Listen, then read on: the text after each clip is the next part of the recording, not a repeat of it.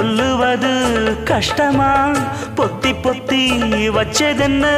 என்னென்னவோ இஷ்டமா